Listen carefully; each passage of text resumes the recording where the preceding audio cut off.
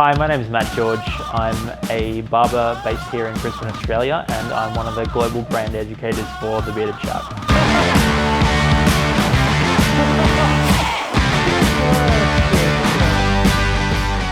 Hey guys, I'm Matt from The Bearded Chap and Esquire Male Grooming. Today we're going to be doing a sort of mid-range skid fade on Matt here with a nice textured top using the matte clay to finish off with.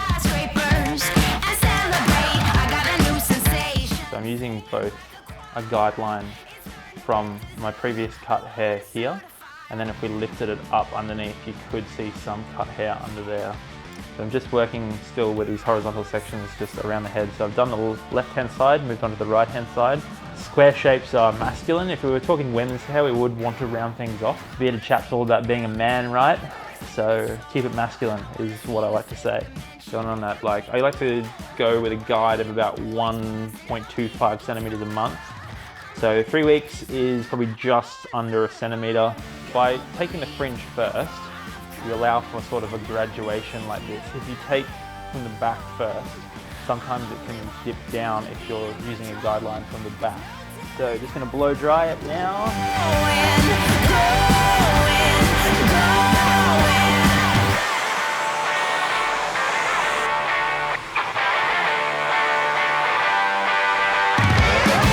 Just blow drying the crown in its natural direction. I think that's a super important point when styling.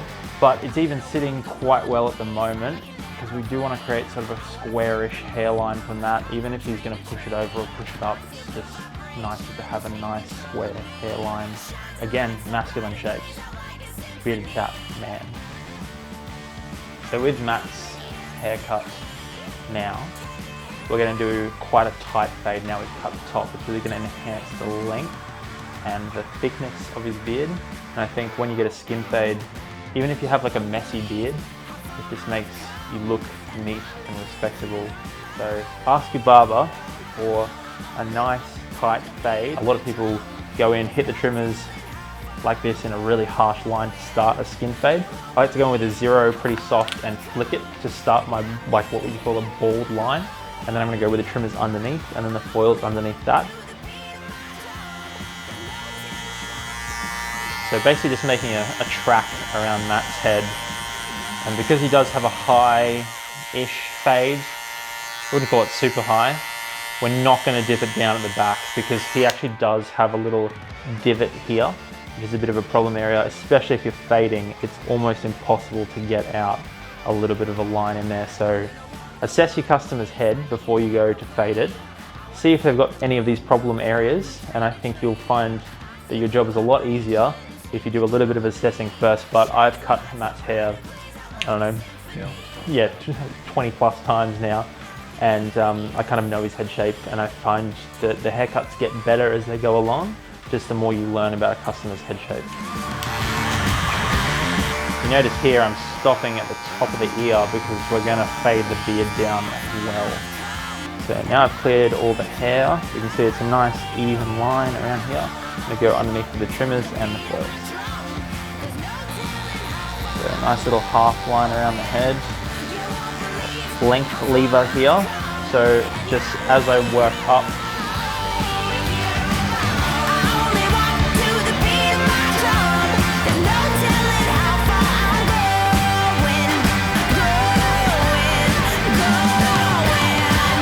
I think it's dudes like putting oil on their face. Like a lot of girls use I know my girlfriend uses possibly like 11 different oils at a time, but dudes just have this conception like oil, grease. It doesn't have to be that way, I don't think at all. Motor oil, like as much as we think it's cool to rub motor oil in our face, it's probably not practical or good for your skin.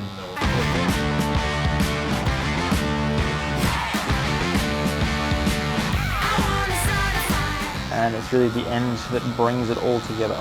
What we're aiming to do is just try and keep as much length in there as necessary. I think the key thing is when you're learning, don't take things too short, and it's always fixable. That's like the #1 rule that saved me so many times in my apprenticeship.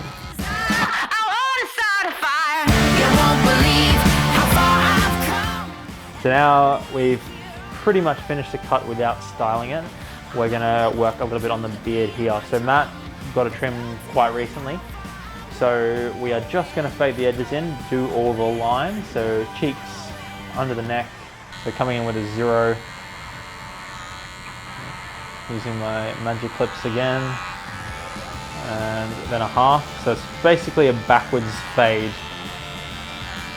We're just going down.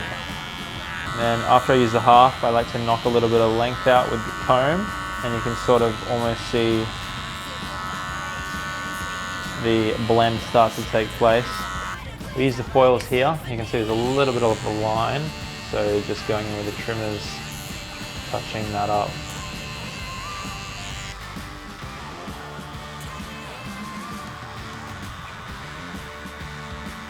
Now I want to talk a little bit about the lines. So Matt likes to keep a nice sharp cheek line and quite clean under here. You can see that's a little bit of growth. Some beard trims only look good with product in it, which I don't think is a very good beard trim. You need to cut the beard to fit the product, not use product to make the beard look good. And you can pretty much see the line we need to take is just here. So we don't want to bring that in anymore. Just touching those little hairs. We don't want to cut into the mustache because it'll affect the density of it. And pulling that out the way.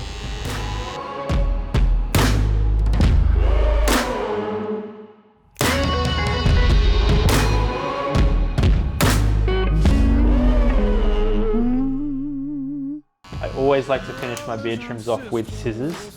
As I said before, when we were talking about the haircut, clippers are a very blunt instrument. Scissors are really precise, so you can really make a beard look a lot better by dusting over it with scissors. Go against the grain with the trimmer. So I'm not doing a really harsh line under here. I want to keep it like semi-natural, so I'm not like razoring that in. But we're going to go underneath here with the foils, just because I know Matt's got pretty sensitive skin, and he does have that type of hair that wants to grow straight flat to the skin. And when you're shaving that, especially against the grain, you get a lot of, you can cause a lot of ingrown hairs, you can pull a lot of hairs out while you're shaving. It's not a nice feeling, but the foils achieve almost the same thing, but in a not a lot nicer fashion. We gotta work it out. Alright, so now we've done the trimmers underneath. You can see it's pretty short, but we're just going to flick underneath with the foils. Now Matt does want to get it longer, so you will notice a few little strays under here, but I want to leave that just because we're growing it out. And I'd suggest Matt usually comes in every 3 or so weeks, so we'll trim the beard next time and cut the tiniest amount of length off it, but you want to do it every second time if someone is growing out their beard. Don't cut the length underneath off every single time because you're not going to get anywhere if you keep trimming it. I like to go from the corner of the mouth here all the way in an arc, basically up to the top here. So Matt does have a skin fade, so we can sort of stop there.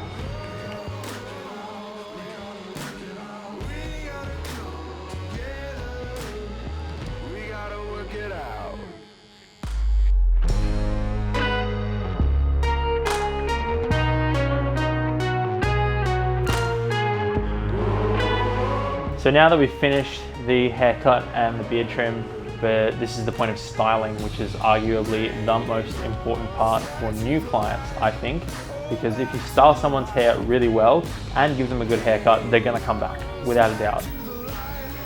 So we're just gonna use beard oil today, so a little bit of the tobacco and vanilla bearded chap limited edition oil. So I like to use 2 or 3 shakes, just for Matt's length of beard. The smaller the beard is, the less you want to use. You don't want to oversaturate it, but it's a great moisturizer. This isn't a heavy beard oil. It's not going to leave a residue on your skin. It works in really nicely. As you can see, 3 shakes, rub it into my hands, and then we're just going to basically rub it really vigorously into Matt's beard. Make sure it's all worked into the skin. It's just as good for the hair as it is for the skin underneath. And I know I, for one, suffer from a lot of beard drift. And the bearded chap oil really helps it out a lot. Essentially, it's a really intensive moisturizer, but it also helps the health of your hair and makes you look good in the process. And it smells awesome. So, just tapping it in, brushing it over, and I really don't need to wash my hands. It's that light of an oil that you can just sort of rub it off with a towel, and that reflects on the skin as well. It's not going to leave a heavy oily residue. The scent is really nice, but it doesn't last all day, which I think is important because you don't want to be whiffing that scent all the time. You don't want to have it overpower your cologne, so it's a nice soft scent, but a really clean and good scent. So that's pretty much the beard done. What we're going to do now is style his hair. What we're going to do now is grab some of the Australian matte clay. Great for textured looks. It's a really strong product. I've used it in my hair even as well. I prefer the traditional pomade for my look, but Matt's going for a nice short textured style. So Australian matte clay is perfect for that, enhances a lot of texture.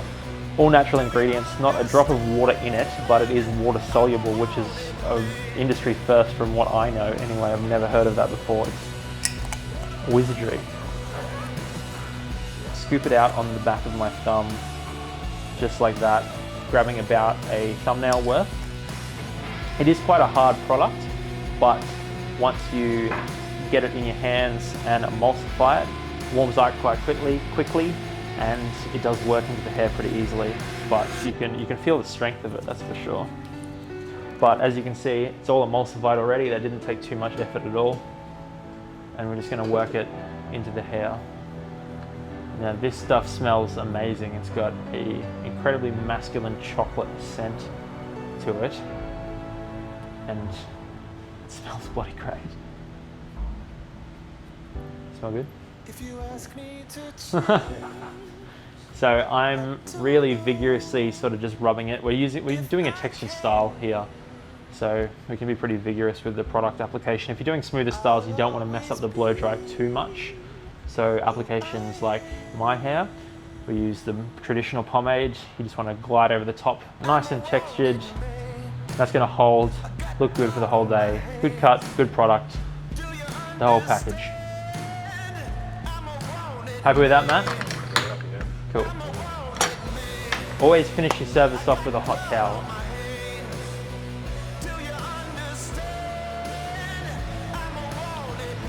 You can get product off your hands just using a hot towel. As I said, that Australian matte clay doesn't leave any residue, so great for your barber as well.